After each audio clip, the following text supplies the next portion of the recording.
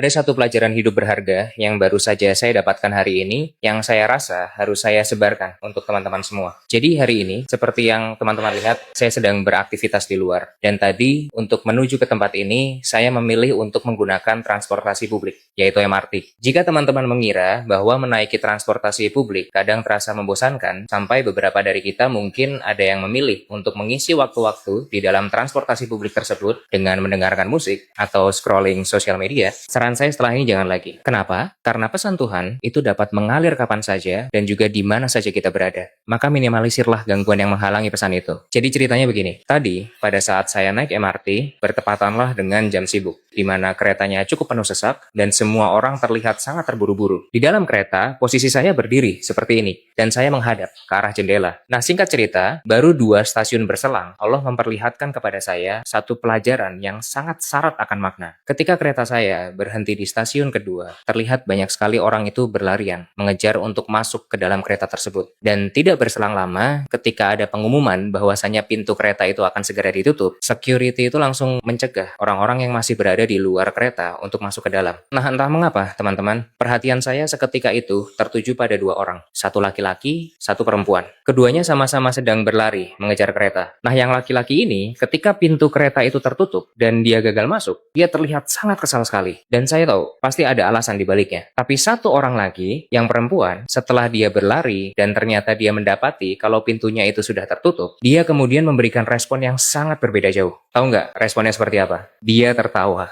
Bukannya dia itu marah dan juga kesal karena dia ketinggalan kereta, yang dia lakukan itu justru malah tertawa. Dan dari kejadian ini, saya merasa bahwasanya Allah itu saat ini sedang memberikan saya satu pelajaran penting. Bahwa ketetapan Allah itu hadir setiap saat dalam hidup kita. Namun sikap hati kita lah yang menentukan makna daripada ketetapan itu. Pintu kereta yang tertutup itu tadi adalah bagian dari ketetapannya yang sama sekali tidak bisa kita ubah. Yang tidak bisa kita ganggu-gugat karena sudah terjadi. Tapi ada satu hal yang bisa kita ubah, yaitu adalah hati kita. Apakah hati kita ini akan menyalahkan ketetapan-ketetapannya karena tidak sesuai dengan keinginan kita? Apakah dia akan berbahagia secara berlebihan apabila ternyata ketetapan tersebut sesuai dengan keinginan kita? Ataukah dia akan merendah untuk kemudian bertanya, "Ya Allah, pelajaran apa yang sedang Engkau hadirkan untukku melalui peristiwa ini? Bantu aku ya Rob, berikanlah aku petunjuk agar jiwaku dapat belajar dan juga bertumbuh atas ketetapanmu ini." Maka teman-teman, peristiwa yang saya saksikan tadi adalah sebagai pengingat, khususnya bagi saya pribadi, bahwa jangan terlalu reaktif dalam menjalankan hidup. Sadari bahwa lewat kejadian yang kita jumpai sehari-hari, selalu terdapat rahmatnya yang bekerja di baliknya. Dan rahmat itulah yang jika kita berbesar hati untuk menjemputnya, maka akan membawa derajat kita, akan membawa derajat jiwa kita untuk naik lebih tinggi lagi.